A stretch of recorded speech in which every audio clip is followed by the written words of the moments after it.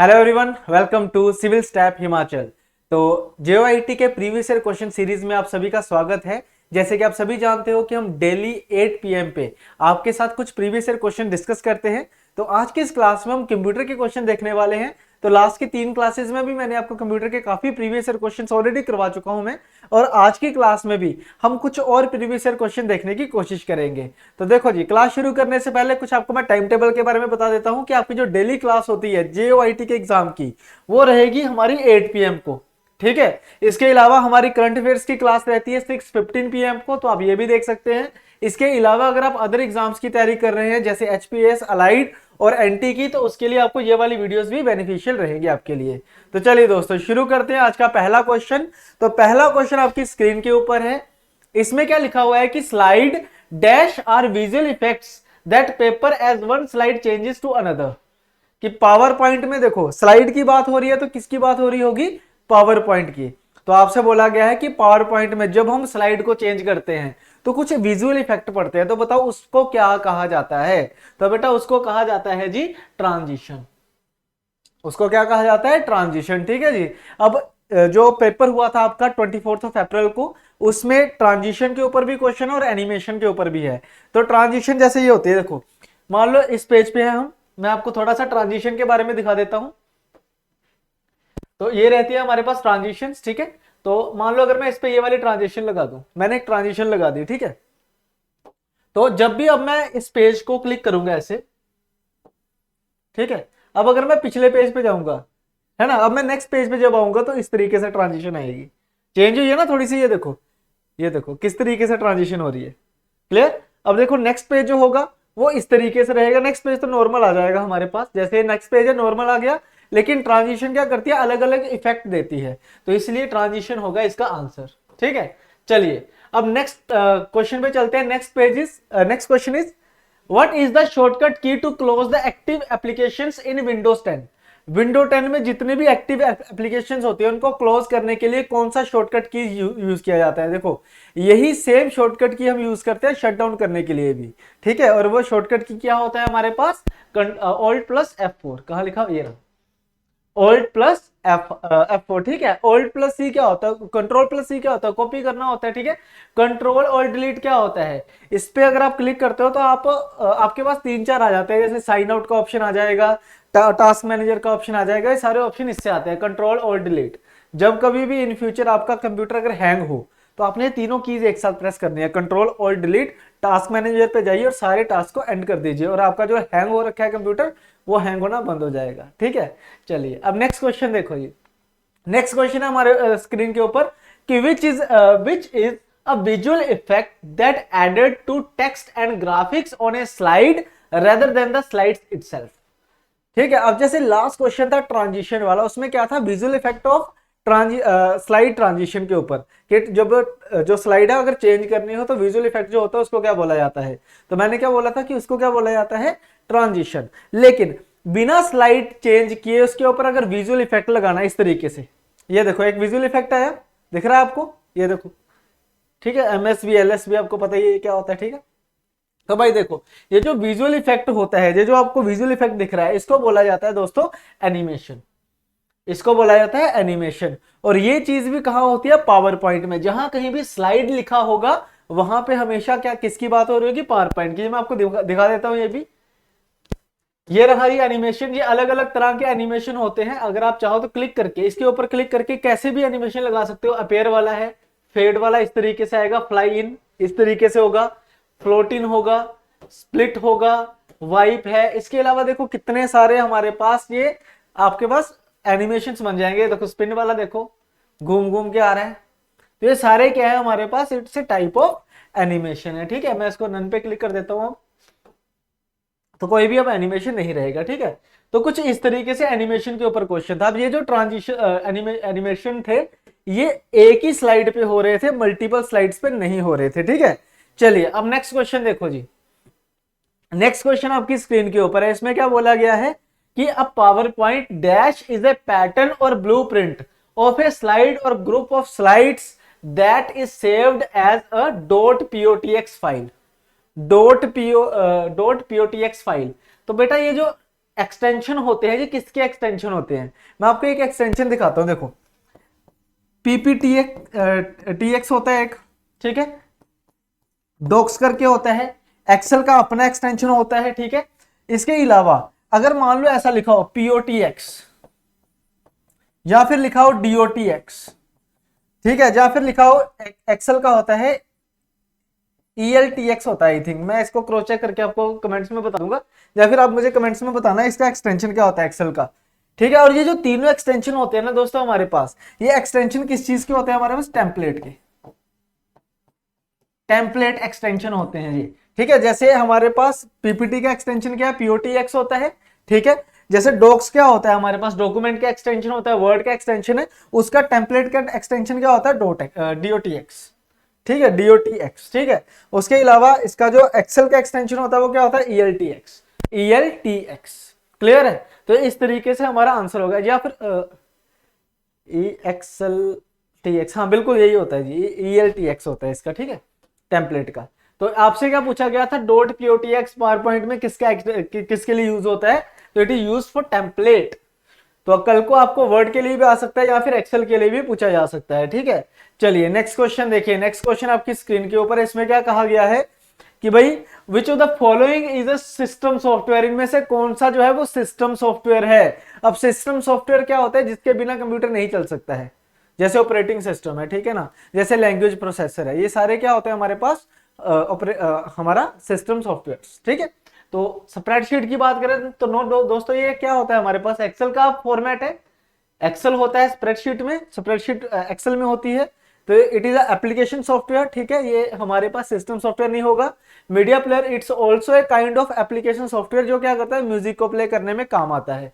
इसके अलावा word processor, it is also a part of MS word which is the application software, ये भी application software होता है। लास्ट में क्या बचा, कंपाइलर, कंपाइलर क्या है, ये ट्रांसलेटर होता है जी। कंपाइलर क्या होता है, ट्रांसलेटर होता है, जो हाई लेवल लैंग्वेज को मशीन लैंग्वेज में कन्वर्ट करता है ऑल एट वंस, ठीक है ना। तो कंपाइलर क्या है हमारे पास, लैंग्वेज प्रोसेसर है, ठीक है, लैंग्वेज प्रोसेसर है, या फिर ट्रांसलेटर कह सकते हो इसको आप, ट्रांसलेटर कह सकते हो। तो it is a part of system software, ठीक है। तो इसका आंसर क्या रहेगा, ऑप्शन नंबर डी, आंसर क्या रहेगा हमारे पास, ऑप्शन नंबर डी, ठीक है। बाकी तीनों क्या थे, एप्लीकेशन सॉफ्टवेयर थे, और ये क्या है हमारे पास, सिस्टम सॉफ्टवेयर है, ठीक है जी। नेक्स्ट देखिए जी, नेक्स्ट क्वेश्चन आपकी स्क्रीन के ऊपर है, इसमें क्या कहा गया है कि विच of the following software is not a part of standard Windows installation. जब भी हम विंडोज इंस्टॉल करवाते हैं तो इनमें से कौन सा सॉफ्टवेयर उसमें नहीं मिलता है, ठीक है। तो पहले देख लेते हैं क्या क्या मिलता है। नोटपैड बिल्कुल मिलता है जी। वेब ब्राउजर कौन सा होता है, एज होता है, इनबिल्ट होता है। पेंट उसमें होता है, बिल्कुल होता है जी। क्या नहीं होता है जी, MS ऑफिस, ये आपको अलग से परचेज करना पड़ेगा, MS ऑफिस आपको अलग से ही परचेज करना पड़ता है, या फिर हम पायरेटेड का यूज करते हैं, लेकिन मैं इस चीज को प्रमोट बिल्कुल भी नहीं करूंगा। ये हमारा पेड वर्जन होता है MS ऑफिस का, तो इसीलिए इसको अलग से परचेज करना पड़ता है, ये विंडोज के साथ नहीं मिलता है। हाँ, जो नए लैपटॉप होते हैं उनमें ये फ्री होता है, बट उनमें तो विंडोज भी फ्री होती है, कॉम्प्लीमेंट्री दी जाती है आपको, ठीक है। तो इसीलिए अगर आप मान लो बाहर से अगर विंडो करवाते हो, नई विंडो करवाते हो, तो उसमें MS ऑफिस आपको नहीं मिलेगा, ठीक है, आपको MS ऑफिस नहीं मिलेगा। चलिए नेक्स्ट देखो जी, नेक्स्ट आएगा हमारे पास कि which application software is required to open PDF file. I think one of the easiest question था ये पूरे पेपर का, क्योंकि PDF ओपन तो हमने कभी ना कभी तो की होगी हमारे कंप्यूटर में, है ना। तो उसके लिए जो सॉफ्टवेयर यूज करते हैं दैट इज अडोब रीडर। कौन सा यूज करते हैं, अडोब रीडर। अडोब फोटोशॉप क्या होता है जी, फोटो एडिटिंग के लिए यूज किया जाता है, ठीक है, फोटोशॉप को। इसके अलावा माइक्रोसॉफ्ट वर्ड का आपको पता है डॉक्यूमेंट बनाने के लिए, पावर पॉइंट का यूज किया जाता है स्लाइड्स को बनाने के लिए। तो अगर आपसे पूछे कि PDF को ओपन करने के लिए कौन सा सॉफ्टवेयर होता है, that is Adobe reader, Adobe company का है ये अडोब रीडर, ठीक है। चलिए नेक्स्ट क्वेश्चन देखो जी, नेक्स्ट क्वेश्चन आपसे क्या पूछा गया है, which is the following the true about MS Excel default cell alignment. देखो डिफॉल्ट सेटिंग जो है ना, ये तो हम सबकी याद करेंगे, मैं एक अलग से ऐसी वीडियो लेके आऊंगा जिसमें सारी डिफॉल्ट सेटिंग होंगी MS ऑफिस की, तो जिसमें आप सारी डिफॉल्ट सेटिंग्स को याद कर लेना।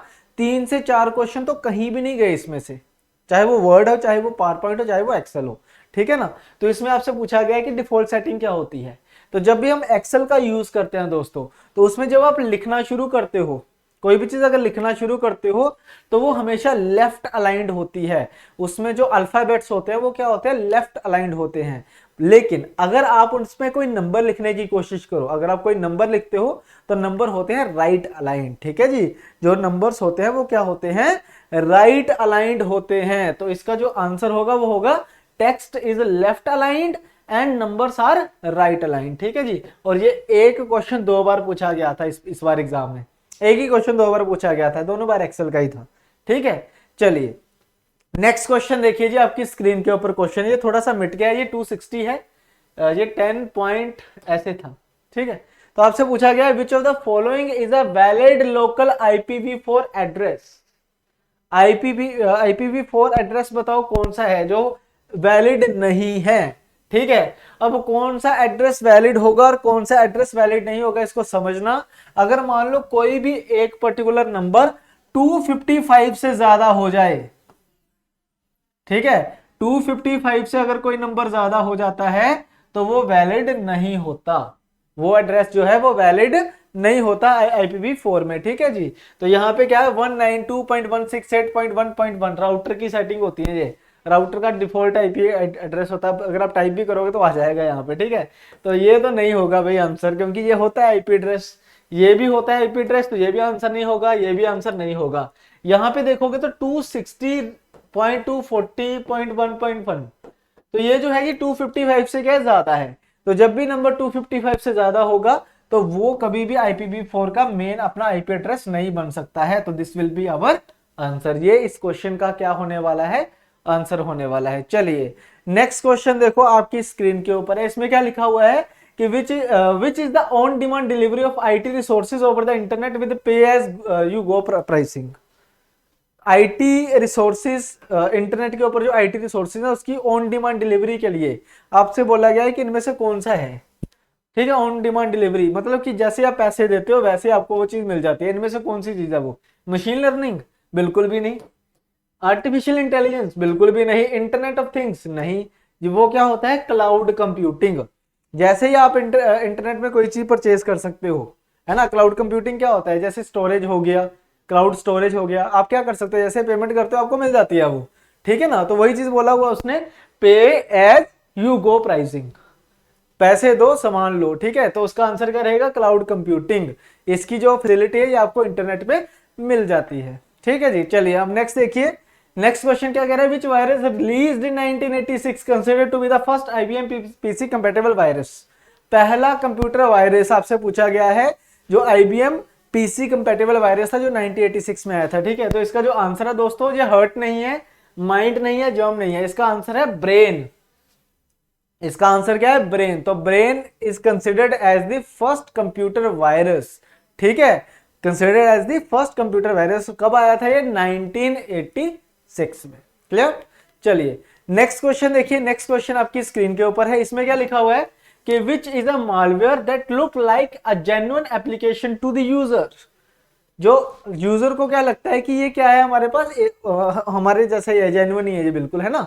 तो वो वाला वायरस कौन सा होता है, तो बेटा वो वायरस होता है ट्रोजन हॉर्स, ठीक है। इसको याद रखने का एक तरीका बताता हूं मैं आपको। जैसे आपने ट्रोय मूवी देखी होगी, या सुना तो होगा, एकिलीज के बारे में सुना होगा, है ना। तो वो ट्रोय का ही था पार्ट। तो उसमें आपने एक घोड़े वाली स्टोरी सुनी होगी, लकड़ी का घोड़ा बनाते हैं वो, उसके अंदर वो सैनिकों को भर देते हैं। तो जो ट्रोय वाले होते हैं उनको लगता है कि भाई ये तो चले गए होंगे, मर मुर गए होंगे सारे, तो ये गिफ्ट है, इसको अंदर ले आओ, ये फ्रेंडली है हमारा। तो उसको अंदर ले आते हैं, रात को सिपाही निकलते हैं और सारा का सारा ट्रोय बर्बाद कर देते हैं, है ना। तो वही चीज है ट्रोजन हॉर्स के साथ भी। ट्रोजन हॉर्स में क्या था कि ट्रोजन हॉर्स जो वायरस होता है ये ऐसे लगता है काफी फ्रेंडली है, लेकिन एक बार आपके कंप्यूटर के अंदर आ गया तो वो क्या कर देगा, पूरे कंप्यूटर को तहस नहस कर देगा, ठीक है। तो क्या लिखा हुआ था, which of the malware that looks like genuine application to the user, जो जेन्युइन लगती है बट है नहीं, एक बार कंप्यूटर के अंदर आई तो पूरा कंप्यूटर बर्बाद कर देगी। तो इसका आंसर क्या होगा, ट्रोजन हॉर्स, ठीक है जी। इसका आंसर क्या होगा, ट्रोजन हॉर्स। चलिए नेक्स्ट क्वेश्चन देखो जी, नेक्स्ट क्वेश्चन आपसे पूछा गया है कि what is the full form of TCP/IP। TCP/IP का फुल फॉर्म क्या होगा, तो बेटा इसका आंसर है transmission control protocol and internet protocol. ये एक्चुअल में करता क्या है, ट्रांसमिशन कंट्रोल प्रोटोकॉल की अगर हम बात करें तो डेटा को छोटे छोटे पैकेट्स में ये डिवाइड कर देता है,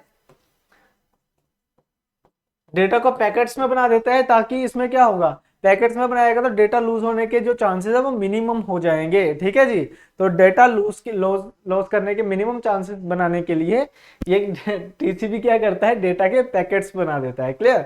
उसके बाद आईपी क्या करता है, आईपी इंटरनेट प्रोटोकॉल का काम होता है कि उन पैकेट्स के ऊपर डेस्टिनेशन लगाना, कि कहां से आए और कहां से जाएंगे, डेस्टिनेशन लगा देता है। ठीक है, तो ये डेटा ट्रांसफर की टेक्निक होती है over the internet, that is TCP IP, जिसपे ये सारा काम करता है। ये प्रोटोकॉल्स होते हैं, ठीक है, सेट ऑफ इंस्ट्रक्शंस होती हैं। तो इसकी फुल फॉर्म है transmission control protocol slash internet protocols. Clear. चलिए अब नेक्स्ट क्वेश्चन देखो, इसमें क्या लिखा हुआ था, विच is the plain text information about browsing session stored on the client computer by the web browser. तो कौन सी होती है प्लेन टेक्स्ट, कौन सा होता है जी, इसको बोला जाता है यूआरएल। डेटाबेस नहीं होगा, database is a different thing which is used in DBMS. Okay. Second क्या है, कुकी। कुकी क्या होता है, जो भी हम सर्च हिस्ट्री होती है उसको क्या बोला जाता है, कुकी बोला जाता है, जो भी हम सर्च करके रखते हैं। ठीक है। तो उसके बाद आता है सिग्नेचर। सिग्नेचर वर्ड, एक सिग्नेचर तो आप जानते हो वो है, एक हम ईमेल में भी यूज करते हैं सिग्नेचर, जो ऑटोमेटिकली लिखा हुआ आता है।